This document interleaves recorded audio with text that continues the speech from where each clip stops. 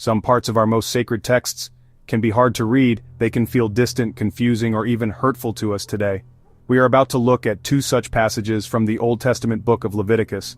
These verses, Leviticus chapter 18 verse 22 and chapter 20 verse 13, have been used throughout history to cause great pain, particularly to our LGBTQ+ brothers and sisters. Because this is a sensitive subject, it's important we approach it with care, with respect, and with a deep desire to understand. We must seek the truth, not just to win an argument, but to foster compassion and healing. The journey into these ancient words is not a simple one, but it is a necessary one. The verses themselves are quite direct. Leviticus chapter 18 verse 22 states, "You shall not lie with a male as with a woman, it is an abomination." A little later, Leviticus chapter 20 verse 13 echoes this, but adds a severe punishment. "If a man lies with a male as with a woman, both of them have committed an abomination. They shall surely be put to death. Their blood is upon them."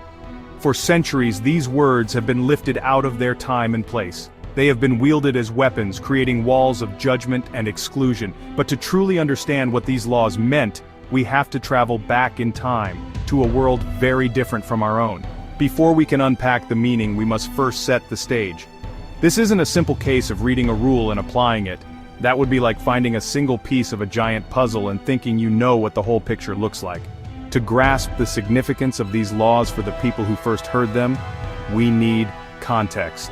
We need to understand who wrote them, why they wrote them, and the world they were living in. We will explore the culture, the language, and the daily anxieties of the ancient Israelites. Only then can we begin to see these verses in their proper light, as part of a much larger story. This journey requires us to ask some tough questions. Were these words truly the unchanging command of God for all people, for all time?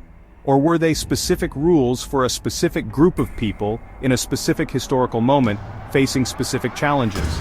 The answers we find might challenge what we've always been taught. They might make us uncomfortable. But the search for understanding is often a journey through difficult terrain.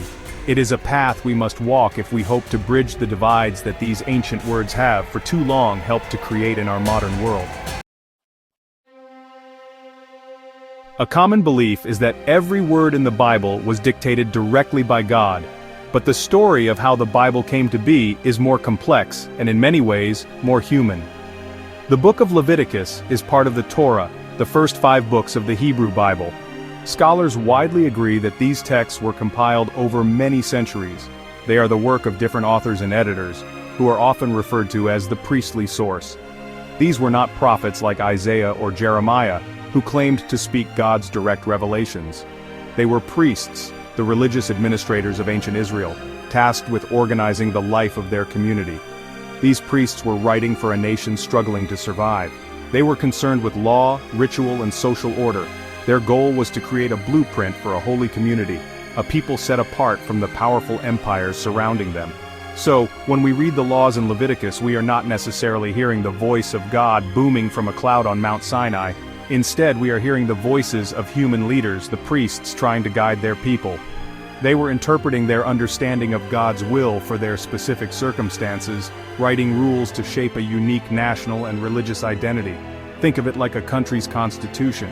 It is a foundational document, deeply revered, that guides the nation. But it was written by human beings at a particular point in history to address the problems of their time. The laws in Leviticus served a similar purpose for ancient Israel. They were a legal and ritual code designed to structure society, manage resources, and ensure the community's survival and purity. These priests were not Jesus, who spoke of a new covenant of love and grace. They were building a society from the ground up, and their laws reflect the very real earthly concerns they faced every single day. This distinction is crucial. It does not diminish the sacredness of the text. Instead, it allows us to read it with greater wisdom. It helps us separate the timeless spiritual truths from the specific, time-bound cultural regulations. Recognizing the human element in the writing of Leviticus frees us from the trap of applying ancient societal rules literally to our modern lives. It invites us to look deeper, past the letter of the law, to understand the spirit behind it, and the human needs it was trying to address thousands of years ago. Every time we read the Bible in English, or any language other than its original, we are reading a translation. And translation is not a perfect science, it is an art. Choices have to be made. The original texts of the Old Testament were written primarily in Hebrew with a few parts in Aramaic. These are ancient languages with words and concepts that don't always have a perfect one-to-one equivalent in modern English. A single Hebrew word can carry a range of meanings and cultural nuances that get lost when we pin it down to a single English word. This can dramatically affect our understanding of a passage. Let's consider the act of lying with a male as with a woman. The original Hebrew phrasing is very specific. It doesn't simply say a man lying with another man, it describes a particular kind of act, one that mimics a specific heterosexual dynamic. This has led many scholars to believe the law wasn't a blanket condemnation of all same-sex intimacy.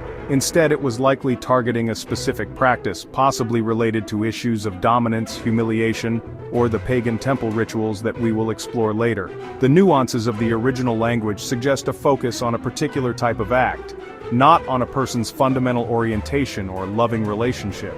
The translation process is further complicated by the biases of the translators themselves. For centuries, biblical translation was done within cultures that already held strong negative views about homosexuality. It's only natural that these pre-existing beliefs would influence the words they chose. They might select the English word that carries the harshest judgment, or that best fits their own theological framework, even if other interpretations of the original Hebrew were possible. We are always reading through a filter, a lens created by translators who lived in a different time and held different cultural assumptions than we do. This is why it is so important to be humble when we approach these texts. We must acknowledge that our English Bibles are interpretations, not perfect replicas of the original. Understanding this frees us to ask more questions. It encourages us to look at different translations, to consult scholars who have studied the ancient languages, and to consider the possibility that the meaning is not as simple as it first appears. The words on the page are the beginning of our journey for truth, not the end of it. The gap between their world and ours is bridged by careful, thoughtful, and compassionate study. To understand the rules in Leviticus, we first have to understand who the Israelites were defining themselves against. The text is filled with warnings not to be like the nations around them, specifically the Egyptians and the Canaanites. The word we often use for these people is pagan. But what does that really mean? In its simplest form, a pagan was anyone who was not part of the Israelite covenant with their one God, Yahweh. It wasn't necessarily an insult but a description. Pagans were the outsiders, the other. They worshipped many gods and goddesses, and their religious practices were very different from Israel's. The Egyptians, from whom the Israelites had just escaped, had a vast and complex pantheon of gods. Their religious life was deeply intertwined with the power of the pharaoh, who was considered a god on earth. Their rituals, beliefs about the afterlife, and moral codes were all tied to this polytheistic system. The Israelites were commanded to leave these ways behind entirely. Their new identity was to be founded on the worship of a single, invisible God, a radical idea in the ancient world. This meant their laws, their diet, and their social structures all had to be different to reinforce this core belief. Then there were the Canaanites, the people who lived in the land the Israelites were entering. The Canaanite religion was heavily focused on fertility. Their chief gods, like Baal and Asherah, were associated with the seasons, the rain, and the productivity of the land, animals, and people. A major part of their worship involved sacred rituals designed to encourage the gods to bless the earth with fertility. This is where we find the practice of temple prostitution, where sexual acts were performed with temple priests and priestesses as a form of worship, meant to magically or sympathetically encourage the gods of fertility. These pagan practices were the cultural background against which the laws of Leviticus were written. Israel was a small, fledgling nation surrounded by powerful and alluring cultures.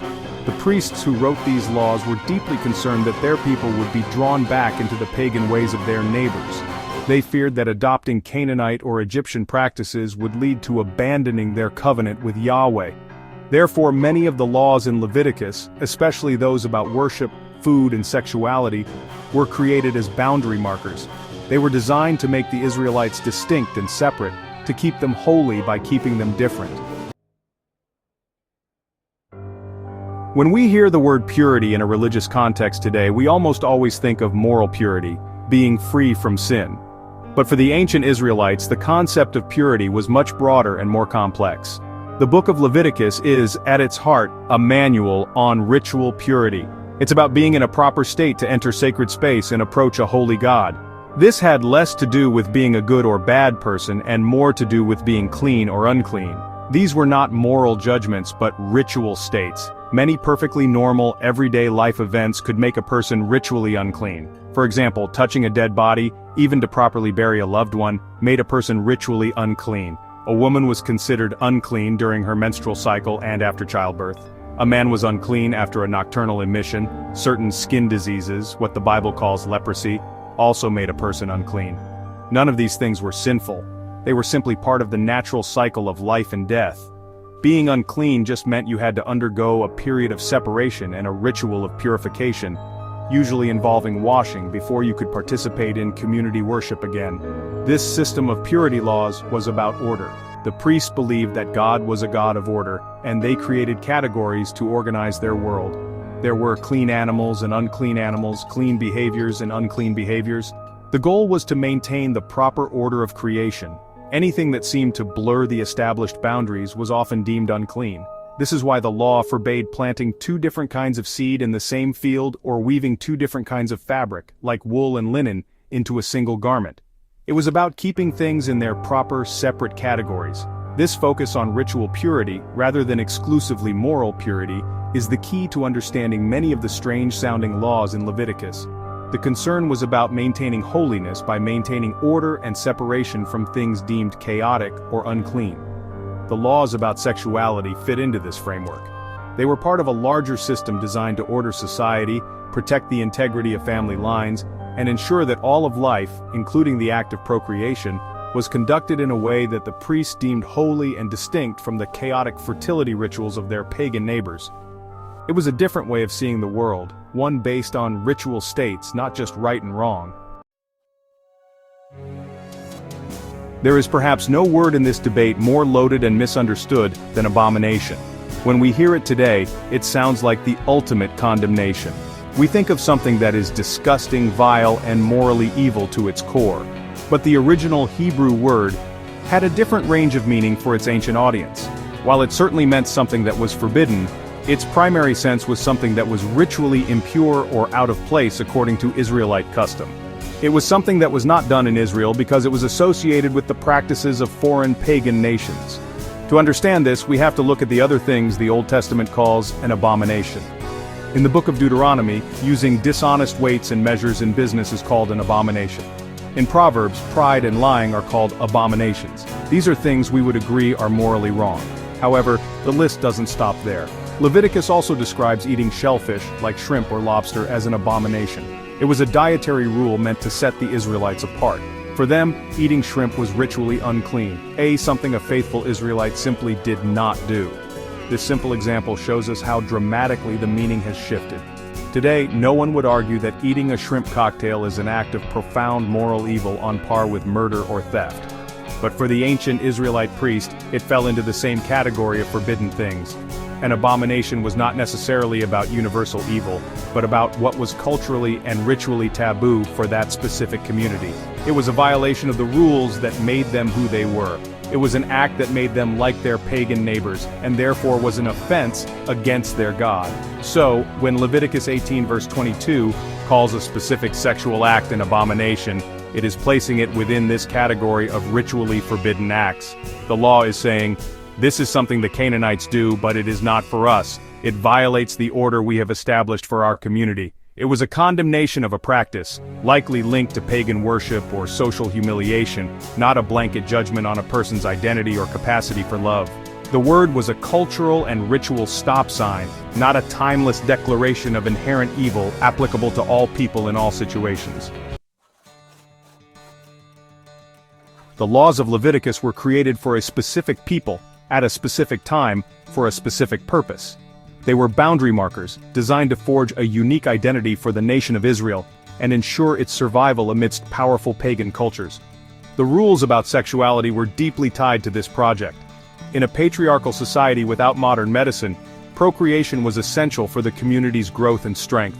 The laws were structured to protect family lines and maximize population growth. This is why any sexual act that could not lead to conception within a marriage was often viewed with suspicion or outright forbidden.